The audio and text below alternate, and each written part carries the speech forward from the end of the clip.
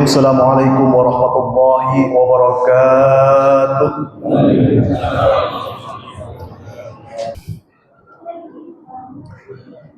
Innal hamdalillah hamdan wa syukran lillah Muhammad ibnu Abdullah la haula wa la quwata illa billah. Asyhadu an la ilaha illallah wahdahu la syarika lah wa asyhadu anna sayyidana wa nabiyyana Muhammadan abduhu wa rasuluh. La nabiyya ba'da wa la rasula khalfah. Allahumma salli wa sallim wa barik ala hadzal nabiyil karim salatan tukhrijuna biha min dhulumatil wahmi wa tukrimuna binuril fahmi. Amma ba'du fa ya ibadallah ittaqullaha haqqa tuqatih wa la tamutunna illa wa antum muslimun. Hadirin sidang jamaah Jumat, calon-calon penghuni surganya Allah Subhanahu wa ta'ala. Di atas mimbar yang mulia ini, hadirin, izinkan Al-Fakir ingin berwasiat, khususnya bagi diri Al-Fakir sendiri, sekaligus Al-Fakir juga ingin mengajak kepada para hadirin jamaah salat Jumat yang ada hadir di sini.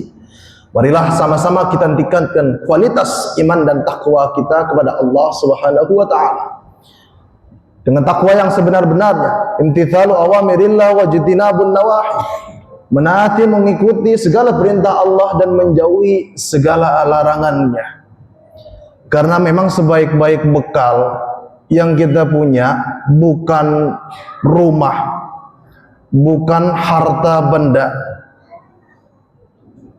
bukan sawah berhektar-hektar, tapi bekal sebaik-baiknya, kalau kata Nabi Muhammad SAW, itu adalah taqwa. Wa tazawwadu fa inna khairaz zadi taqwa. Hari ini kita masih berada dalam suasana momen pergantian tahun baru Islam, di mana ini menjadi PR buat kita semua untuk selalu terus meningkatkan kualitas diri. Tidak hanya kualitas iman dan takwa saja. Karena kita tinggal di dunia, maka kualitas diri kita juga perlu ditingkatkan. Ibadah, kegiatan kita. Dalam kesempatan ini Al-Fakir ingin mengingatkan bahwasanya suatu perbuatan antara satu yang lainnya itu memiliki keutuhan. Ada dua hubungan yang kita bangun. Pertama, hablum minallah, yang kedua hablum minan nas. Itu satu kesatuan yang tidak bisa dipisahkan. Nggak bisa kita hanya fokus pada hablum minallah, lupa dengan hablum minan nas kita. Begitupun sebaliknya. Makanya antara keduanya memiliki keterikatan. Ada salah satu sahabat di antara banyaknya sahabat, ketika baginda Nabi Muhammad SAW sedang duduk bersama para sahabat, Rasul bertanya, atadruna manil muflis? Wahai para sahabat-sahabatku, tahukah engkau siapa itu orang yang bangkrut? Siapa itu orang yang rugi? Siapa itu orang yang gak beruntung? Kalau orang sekarang bilangnya, siapa itu orang yang rungkat? Mendengar pertanyaan begitu ya Rasul, para sahabat banyak jawaban. Di antara sahabat ada yang menjawab, ya Rasul, al-muflisu fina man la dirham wa la lahu mata'. Menurut pandangan kami ya Rasul, orang yang bangkrut, yang rugi, yang gak beruntung, alias yang rungkat, itu adalah orang yang gak punya uang, yang gak punya harta, yang gak punya benda. Karena memang di dunia kita melihatnya seperti itu. Orang kalau lagi mojok, lagi nyender, lagi kayak kebanyakan pikiran, kan kelihatan orang yang gak beruntung. Jelas dalam logika manusia, sahabat ditanya seperti itu, siapa orang yang gak beruntung? Dijawab orang yang gak punya uang. Rasul tidak menyalahkan, Rasul tersenyum, lalu meluruskan, tidak wahai sahabatku, bukan itu yang aku maksud. Lalu apa ya Rasul? Siapa orang yang kau maksud? Yang gak beruntung, yang rugi, yang bangkrut? Rasul menjawab, al-muflisu innal muflisa min ummati. Sesungguhnya golongan orang-orang yang rugi, yang bangkrut, yang gak beruntung bukan dari orang lain, melainkan min ummati, dari umatku sendiri. Mayyati, yaitu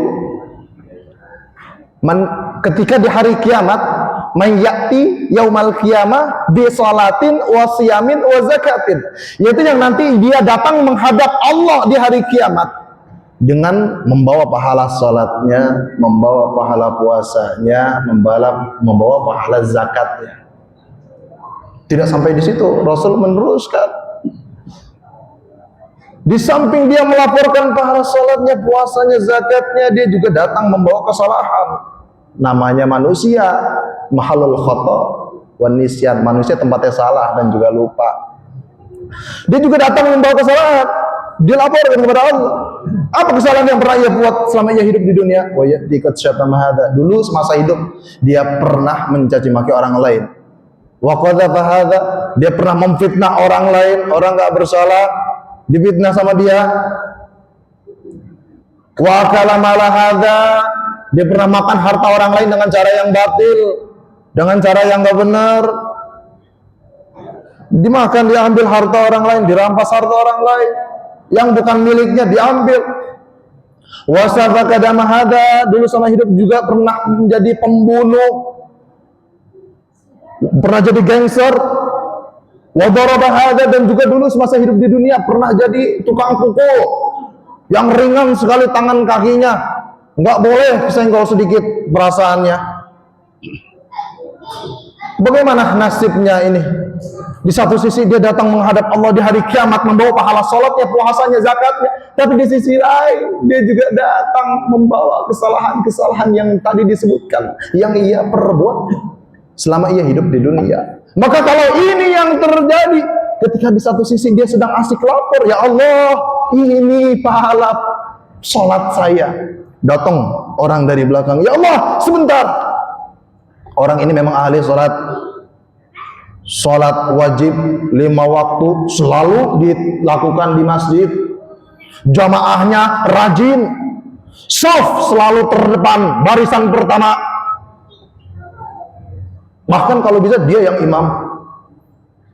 Tapi ada tapinya. Apa tapinya? Tapi ketika dia hidup di dunia bersama saya pernah difitnah, ya Allah. Dia kebetulan atasan saya. Dia atasan saya, dia pimpinan. Saya dicaci maki di depan orang banyak, di depan karyawan lain, pegawai lain. Saya difitnah padahal tidak melakukan hal yang dia sebutkan, tapi difitnah. Emang orang ketika hidup di dunia orangnya pintar ngomong, pandai bersilat lidah, pandai membenarkan yang salah dan menyalahkan yang benar. Dulu ketika hidup di dunia, saya difitnah, saya dicaci maki, saya nggak bisa melakukan apa-apa, ya Allah, sebab saya bawahan. Tamat riwayat karir saya kalau saya melakukan demikian. Saya nggak bisa menuntut keadilan, ya Allah. Tapi di sini, di depan engkau, di depanmu, engkaulah hakim yang paling bijaksana. Alaihi sallallahu bi ahkamil hakim. Saya ingin menuntut keadilan. Ditanya, langsung diinterogasi sama Allah. Ya Allah, benar, wahai fulan, engkau pernah caci maki bawahanmu ini? Ya benar, ya Allah. Engkau pernah fitnah orang ini? Iya, ya Allah. Cuma untuk menunjukkan prestasimu, pangkatmu, kedudukanmu, jabatanmu yang lebih tinggi daripadanya. Enak saja engkau caci maki, engkau fitnah orang tak bersalah ini. Mana sini pahala salatmu yang tadi mau engkau laporkan? Berikan kepada orang yang engkau caci maki ini. Selesai. Ya Allah, ini masih ada lagi pahala puasa saya, pahala zakat saya. Bagaimana? Mohon diterima, jadikan saya penghuni surga. Datang orang di belakang lagi untuk selanjutnya, bukan orang lain melainkan adiknya sendiri. Ya Allah, sebentar, dia memang ahli puasa, dia memang ahli zakat, Dia, ya Allah, puasanya itu yang namanya Ramadan nggak pernah bolong. Memang dididikannya dari kecil rajin, puasanya nggak pernah bolong satu hari pun. Pahala puasa sunnahnya juga sama, rajin juga. Mau yang apa? Ayamul Bait, puasa Senin Kamis, pahala puasa Daud, semuanya dilakukan, ditunaikan. Jadi jangankan yang wajib engkau tanyakan, yang sunnah pun dikerjakan.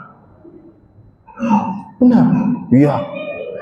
Tapi ya Allah, biarpun dia ahli puasa, biarpun dia ahli zakat, sedekahnya lancar, sama fakir miskin peduli, tetapi saya, anggota keluarganya sendiri ya Allah, adiknya sendiri, saya dizalimin ya Allah, masih kecil, sudah mulai kerasa di mana orang tua menitipkan uang sekian untuk jajan berdua. Namanya orang tua kan kesian sama anak, pengennya adil. Mentang-mentang dia abang, diambil jatah adiknya biar dia bisa jajan lebih banyak. Itu masih kecil, ternyata tuman, mendarah daging, jadi sifat jelek yang tertanam sampai dia tumbuh menjadi dewasa. Urusannya udah bukan lagi permen, tanah.